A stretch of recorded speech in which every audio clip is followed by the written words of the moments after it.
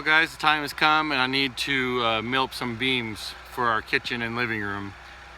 We've kind of opened up the wall there and kind of make it look a little nicer in there. So there's a tree down behind me. It's a pretty big tree. I'll go stand over there by it and you can see how big it is. Alright, I am down in the depression of the tree. If I reach my hand up, I'm still at least 3 or 4 foot from the top of the root wad here. So pretty good sized tree.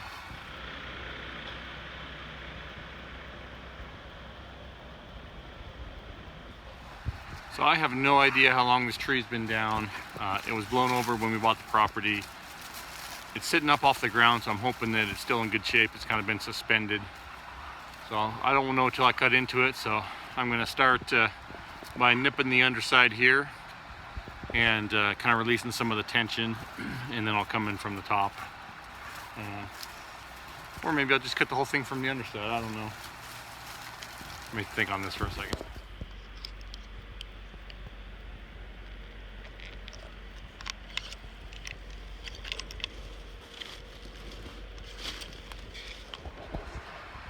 Good morning guys. Well, we're back at it again here. I got my log picked out last night, got it cut up, but it was kind of hung up suspended. So I got that cut loose this morning, rolled it down the hill a little bit here. It's caught up on a log. I got some working space around it other than I need to trim this little tree that's hanging out over it there. But got some good working room for the chainsaw mill. So I guess I'll get cracking on getting this thing milled up. Alright, first things first, I got my 3-foot bar on here and got my chainsaw mill out. Now the reason that I pulled out my 3-foot bar is because when I run my 24-inch bar, I mean that's all the much I can cut, which is about 20 inches. And that bar, or that tree, is pretty big. So I'm going to be able to come out about another foot. This is a 36-inch Alaskan chainsaw mill, but my effective cutting length with it is only about 30 inches. And the reason for that is because I don't want to clamp down right on the end of the sprocket here, so I have to come back. Pretty simple setup. You've got these 2 clamps right here. Loosen these up, and then we'll clamp these on the bar.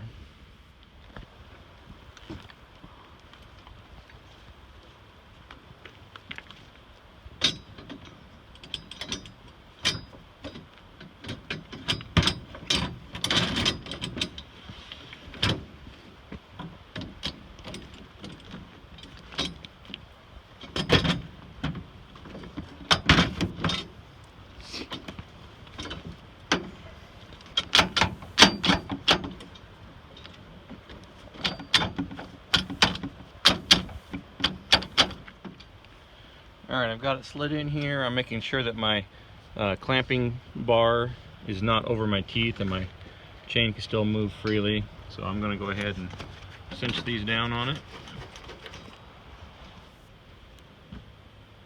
Alright, so I got everything tightened up here. We're all ready to go, clamp down. This has been reset to the right depth for the saw, so I'm not contacting anything. And ready to go mill some stuff. So with the chainsaw mill, you need a nice flat surface to start with. After you cut your first course, the chainsaw mill just rides on that top cut for the rest of the way down your log. So my weapon of choice for that is actually a ladder. I have a 12-foot aluminum ladder, and I'm cutting, this is going to be 12-foot beams. I cut it about 13, 14, but I can actually slide that a little bit back and forth to make up some added length.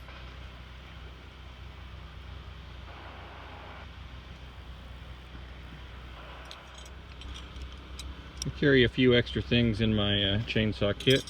These are for milling. These are just U-bolts that I've shaved the ends off. So the reason I shaved them in this direction is they'll actually spread out when I pound them in and kind of hold themselves in place.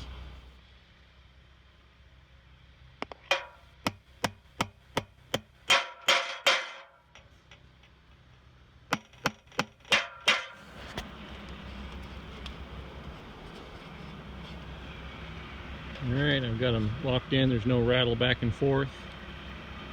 I'm ready to start milling.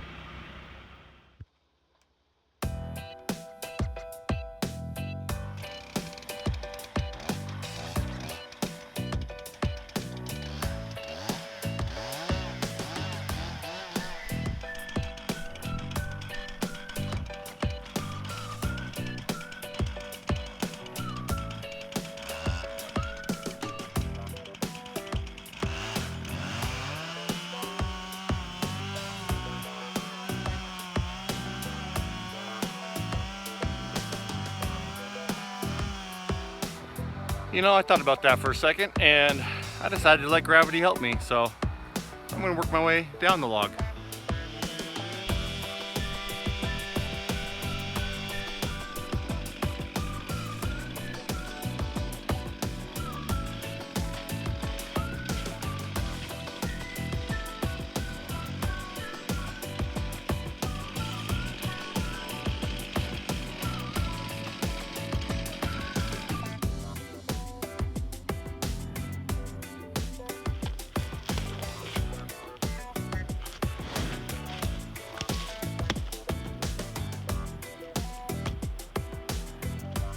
Alright, so I'm setting my depth for the cut, and you have a gauge along here. You just loosen these nuts on the towers and you know, bring it down to your depth of cut you want to do. So for our beams, I've got it set a little bit over where they're going to be at, and that'll give us a little bit of room to plane down.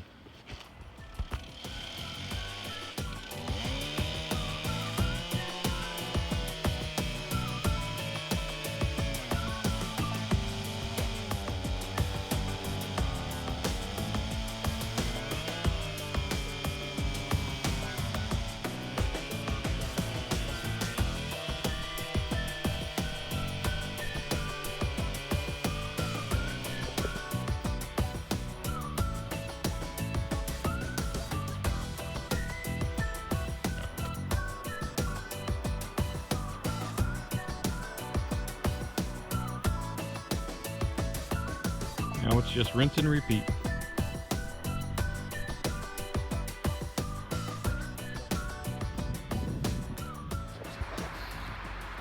Morning guys, we got the bulk of our milling done up last night. Today we're moving on to the mini mill attachment, and I'll show you what kind of setup we have for that. So similar setup, your bar gets clamped in here, and then we have some rails that the mini mill runs along.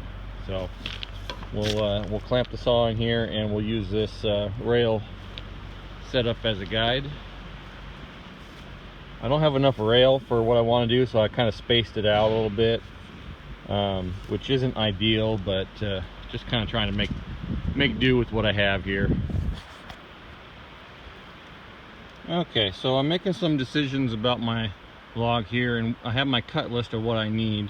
But looking at the wood here, we have a little bit of the cambium layer that's kind of punky. You can see like right there, a little punky. So I'm coming off of that more into the heartwood of it.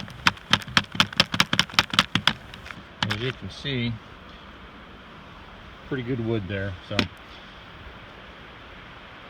think I'm actually going to do one of the center beams out of this chunk. I was hoping to get 2 posts, but I want to make sure we got good wood holding up the house.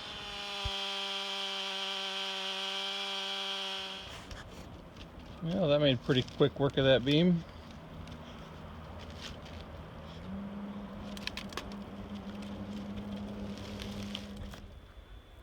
Alrighty, have a 6x9 beam cut. Feels good to cut that beam, get that one out of the way. Got a bunch more to do still, but feels good to get the first one under my belt. Well guys, we got some posts milled up behind us, got some beams down the hill there milled up. Kind of had a little sidetrack thing happen the other day. I walked out of the cabin and there was a bear by the front door, so I ended up filling my bear tag for the year out the back, or out the front of the property here. So distracted me for a few days, but I'm back at milling here, and got everything rough cut. So got a bunch of planing to do, everything kind of rough cut down to close dimensions, and plane them real well to go in the cabin. And then we'll start working on our tongues and tenons and that kind of stuff. So anyhow, big project with the mills. The process I use with that mill is to just lay down a ladder to get that first cut, and once you have that first layer, you just start the mill just follows that slab above it. So pretty simple, very effective. I think that mill costs like $250 maybe, and we've got way more than that worth of the wood out of it here.